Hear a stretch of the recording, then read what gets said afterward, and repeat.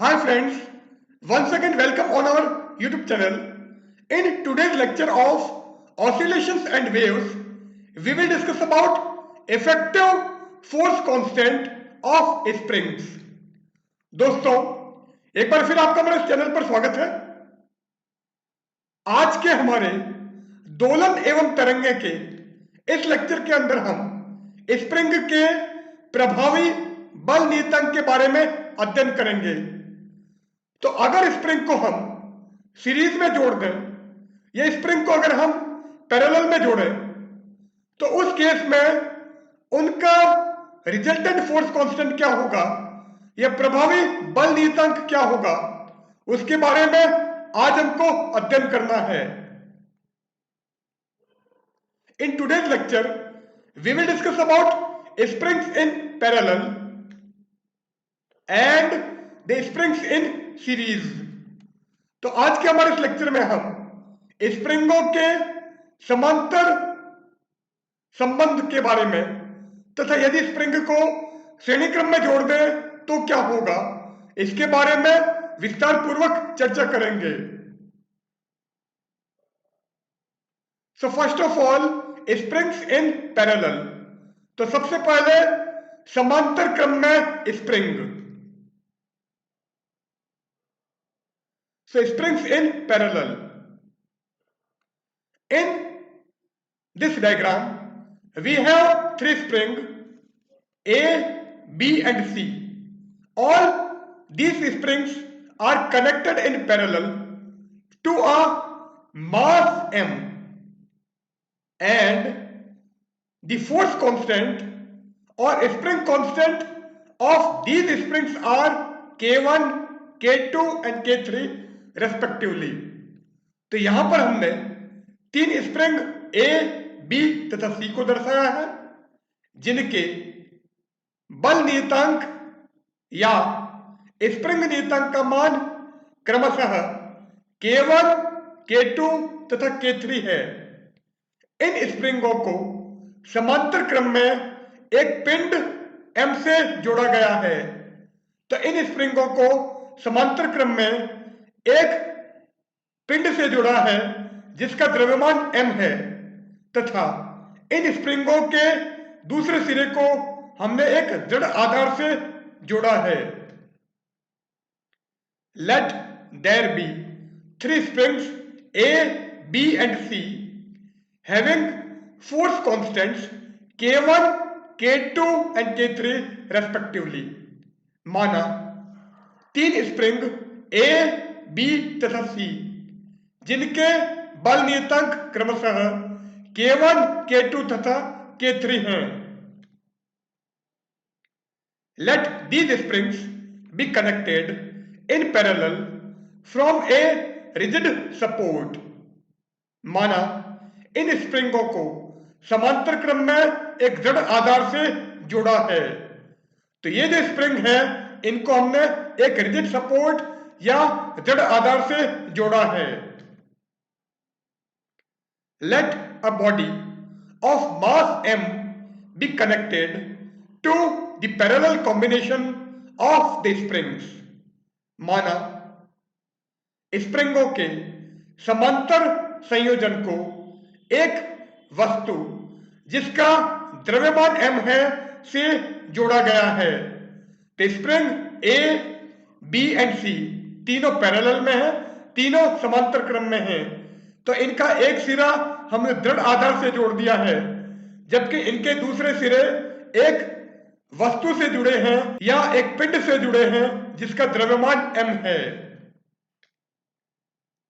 Now we slightly pulled the mass m and then released it so that the mass starts to oscillate in perpendicular direction। अब हम द्रव्यमान m को थोड़ा सा नीचे की ओर खींचकर छोड़ देते हैं जिससे कि यह द्रव्यमान अभिलंब दिशा में या लंबवत दिशा में दोलन करने लगता है। तो ये जो मास m है इसको हम नीचे की तरफ खींच के छोड़ देते हैं और जैसे इसको नीचे खींच के छोड़ोगे ये ऊपर नीचे दोलन करने लगेगा, ये लंबवत दिशा में दोलन करना प्रारंभ करेगा।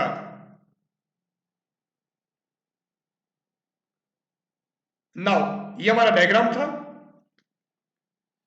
Since each spring will go the same amount of extension, तो हमने पिंड को नीचे खींच के छोड़ दिया है, इसलिए तीनों स्प्रिंग में समान प्रसार होगा।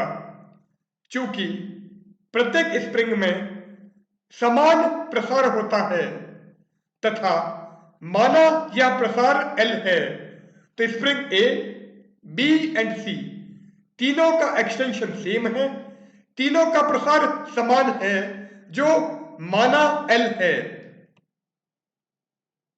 If F1, F2 and F3 be the restoring force in springs, यदि इन स्प्रिंगों में प्रत्यानयन बल F1, F2 तथा F3 हो तो जैसे आप इसको खींच के छोड़ोगे, ये जो वस्तु है ये जो पिंड है लंबवत दिशा में दोलन करना प्रारंभ करेगा। तो माना इन स्प्रिंगों के प्रत्यानयन बल क्रमशः F1, F2 तथा F3 हैं। So F1 equal to minus K1L, F2 equal to minus K2L and F3 equal to minus K3L, क्योंकि restoring force F equal to minus KX होता है।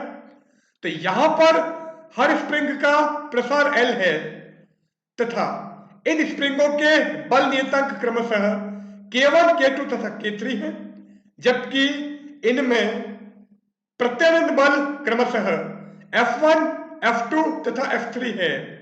इसलिए F1 equal to minus K1L, F2 equal to minus K2L and F3 equal to minus K3L। Now net restoring force, परिणामी प्रत्यानयन बल।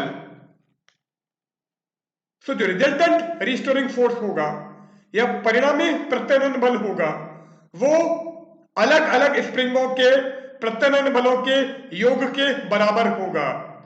सो net restoring force will be the sum of restoring force of individual spring. So F equal to F1 plus F2 plus F3 and F1, F2 and F3, इन तीनों की value अगर हम यहां पर रख दें तो F हो जाएगा minus K1L plus minus K2L plus minus K3L, और यहां से माइनस L कॉमन ले लेते हैं तो F क्या आ जाएगा, F equal to minus K1 plus K2 plus K3 into L। So net restoring force will be F equal to minus K1 plus K2 plus K3 into L. If the restoring force constant of the parallel combination of spring B Kp, यदि समांतर क्रम संयोजन में जुड़ी spring का परिणामी बल नियतांक Kp हो तो यदि समांतर क्रम में जुड़ी स्प्रिंगों का प्रभावी या परिणामी बल नियतांक Kp है तो F equal to minus KPL। So F equal to minus KPL but F equal to minus K1 plus K2 plus K3 into L। So F की एक वैल्यू ये है और F की दूसरी वैल्यू ये है। सो इस इक्वेशन को और इस इक्वेशन को अगर हम कंपेयर करें तो यदि हम इस समीकरण का तथा इस समीकरण की तुलना करें तो minus KPL equal to minus K1 plus K2 plus K3 into L। So minus KPL equal to minus K1 plus K2 plus K3 into L। अब दोनों साइड माइनस कैंसिल हो जाएगा एंड L भी कैंसिल हो जाएगा। So minus से minus, L से L cancel करोगे सो Kp की वैल्यू क्या आ जाएगी, Kp equal to K1 plus K2 plus K3. It means if the spring are connected in parallel, then their resultant force constant will be the sum of force constant of individual spring. तो यदि हम स्प्रिंगों को समांतर क्रम में जोड़ें तो spring का परिणामी बल नियतांक या परिणामी स्प्रिंग नियतांक उन अलग अलग स्प्रिंगों के बल नियतांकों के योग के बराबर होगा। Now time period of oscillation, दोलन का आवर्तकाल। अब time period simple harmonic motion में हमने निकाल रखा है, क्योंकि जैसे ही आप पिंड को खींच के छोड़ोगे तो वह ऊर्ध्वाधर तल में दोलन करने लगेगा। Since when we release the body of mass m after pulling it, then it will start to oscillate in perpendicular direction. So the time period of oscillation, इसलिए दोलन का आवर्तकाल t equal to 2 pi root m upon KP। तो simple harmonic motion के केस में हमने time period की ये वैल्यू निकाल रखी है। But here KP equal to K1 plus K2 plus K3, परंतु यहां KP equal to K1 plus K2 plus K3 है। तो अगर हम यहां पर KP की जगह K1 plus K2 plus K3 रखें तो T क्या हो जाएगा? T equal to 2 pi root of m upon K1 plus K2 plus K3। So T equal to 2 pi root of m upon K1 plus K2 plus K3. So this will be the time period of oscillation. यह दोलन का आवर्तकाल होगा। If K1 equal to K2 equal to K3 equal to K, यदि तीनों spring समरूप हों, so if all the three springs are identical, then the spring constant of each spring will be same. इसलिए प्रत्येक स्प्रिंग का बल नियतांक या स्प्रिंग नियतांक समान होगा। इसलिए K1 equal to K2 equal to K3 है एंड इसको हमने K मान लिया है। So K1 plus K2 plus K3 equal to 3K होगा। इसलिए अगर हम K1 plus K2 plus K3 को 3K से रिप्लेस करें, so time period of oscillation या दोलन का आवर्तकाल T equal to 2 pi root of m upon 3K। Now springs in series, spring का श्रेणीक्रम संयोजन। तो अगर हम स्प्रिंग को सीरीज में जोड़ें, यदि हम स्प्रिंगों को श्रेणी क्रम में जोड़ें तो क्या होगा? सो स्प्रिंग्स इन सीरीज, श्रेणी क्रम में spring. So in this diagram we have 3 spring A, B and C. All are connected in series to a body of mass m, and the other terminal of this combination is connected to a rigid support. माना A, B तथा C तीन spring श्रेणी क्रम में जुड़ी हैं तथा इस श्रेणी क्रम का एक सिरा पिंड M से जुड़ा है, जबकि दूसरा सिरा एक जड़ आधार से जुड़ा है। Let K1, K2 and K3 are the spring constant of spring A, B and C respectively. माना K1, K2 तथा K3 क्रमशः स्प्रिंग A, स्प्रिंग B तथा स्प्रिंग C का बल नियतांक है। अब हम क्या करते हैं, ये जो सीरीज कॉम्बिनेशन है या ये जो श्रेणी क्रम है, इससे जो पिंड M जुड़ा है, इसको पुल करके रिलीज करते हैं। तो m द्रव्यमान वाले पिंड को हम नीचे खींचकर छोड़ देते हैं। तो जैसे इसको आप रिलीज करोगे या जैसे इसको छोड़ोगे, यहां ऊर्ध्वाधर तल में दोलन करना प्रारंभ करेगा।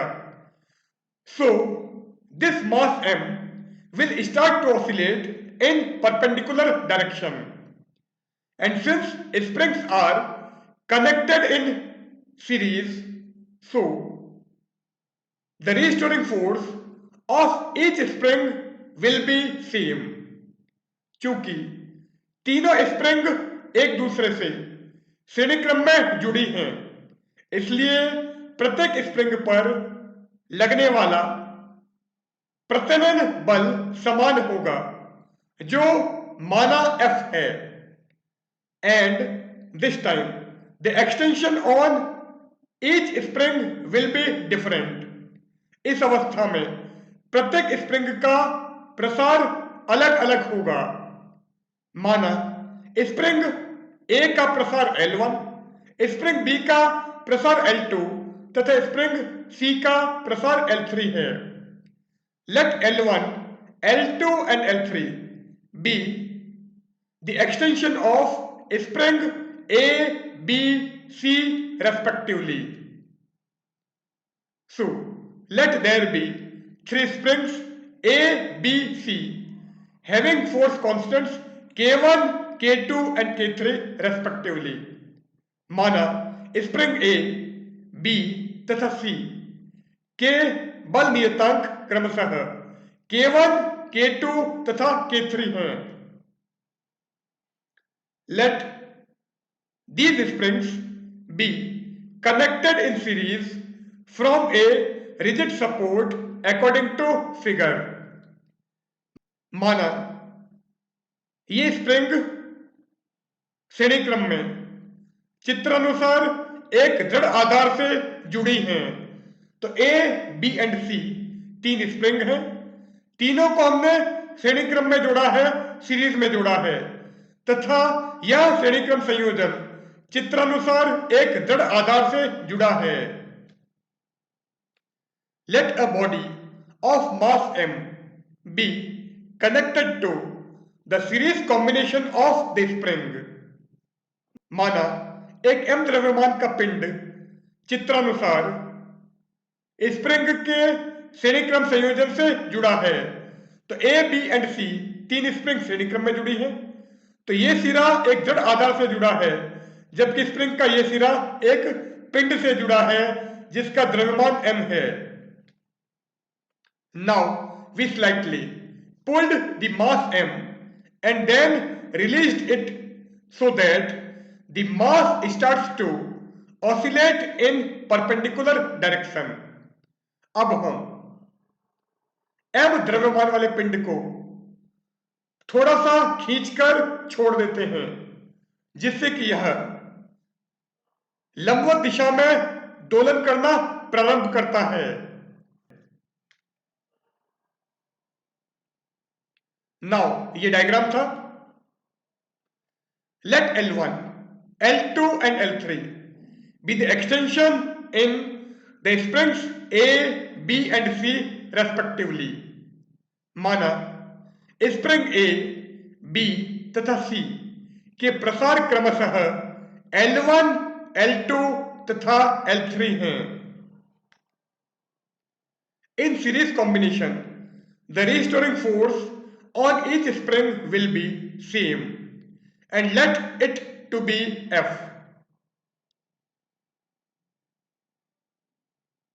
श्रेणी क्रम संयोजन में प्रत्येक स्प्रिंग का प्रत्यानयन बल समान होगा तथा माना ये बल F है। तो spring A low, spring B लो, चाहे स्प्रिंग C लो, तीनों के अंदर रिस्टोरिंग फोर्स की वैल्यू सेम होगी, तीनों में प्रत्यानयन बल समान होगा। माना यह प्रत्यानयन बल F है। So F equal to minus K1 L1, F equal to minus K2 L2 and F equal to minus K3 L3। So F equal to minus K1 L1 equal to minus K2 L2 equal to minus K3 L3। और यहां से अगर हम L1 L2 and L3 की value निकालें तो वो क्या आएगी, यहां से L1 आ जाएगा minus F upon K1 and similarly L2 equal to minus F upon K2 and L3 equal to minus f upon K3. So L1 equal to minus f upon K1, L2 equal to minus f upon K2 and L3 equal to minus f upon K3. If the resultant force constant of the series combination of spring BKF, यदि स्प्रिंगों के श्रेणीक्रम संयोजन का तुल्य बल नियतांक Ks हो तो F equal to minus Ks L. Here L is the total extension in the spring or L equal to minus F upon Ks. So L equal to minus F upon Ks. Now L equal to L1 plus L2 plus L3. So total extension in the spring, इसलिए spring में कुल खिंचाव या कुल प्रसार L equal to L1 plus L2 plus L3। So L equal to L1 plus L2 plus L3। L हमारा minus F upon KS है, जबकि L1 L2 एंड L3 की वैल्यूज ये हैं। सो L1 L2 एंड L3 की values यहां से and L की वैल्यू यहां से अगर हम यहां पर रखें तो हमको क्या मिलेगा, minus F upon Ks equal to minus F upon K1 plus minus F upon K2 plus minus F upon K3। और यहां से अगर हम माइनस एफ कॉमन लें तो ये क्या जाएगा ब्रैकेट में 1 upon K1 plus 1 upon K2 plus 1 upon K3। तो यहां पर भी माइनस एफ और यहां पर भी माइनस एफ, तो माइनस एफ कॉमन लेके कैंसिल हो जाएगा। So 1 upon Ks equal to 1 upon K1 plus 1 upon K2 plus 1 upon K3। So 1 by Ks equal to 1 upon K1 plus 1 upon K2 plus 1 upon K3। It means if the springs are connected in series, then the reciprocal of the resultant force constant will be the sum of the reciprocals of their individual force constants। तो यदि हम स्प्रिंगों को श्रेणीक्रम में जोड़ें तो spring के तुल्य बल नियतांक का व्युत्क्रम उन स्प्रिंगों के अलग अलग बल नियतांकों के व्युत्क्रमों के योग के बराबर होगा। So 1 upon Ks equal to 1 by K1 plus 1 by K2 plus 1 by K3। Now time period of oscillation, दोलन का आवर्तकाल। सिंपल हार्मोनिक मोशन में T equal to 2 pi root of m by k होता है और यहां पर भी ये पिंड सरल आवर्त गति करता है, सिंपल हार्मोनिक मोशन करता है। So T equal to 2 pi root of m upon Kf। So T equal to 2 pi root of m upon Ks and 1 upon Ks की वैल्यू अभी हमने निकाली थी 1 by Ks equal to 1 upon K1 plus 1 by K2 plus 1 by K3। So 1 upon Ks की जगह अगर हम ये रखें तो T क्या जाएगा 2 pi root of m into 1 by K1 plus 1 by K2 plus 1 by K3। So T equal to 2 pi root of m 1 upon K1 plus 1 by K2 plus 1 by K3। So this will be the time period of oscillation।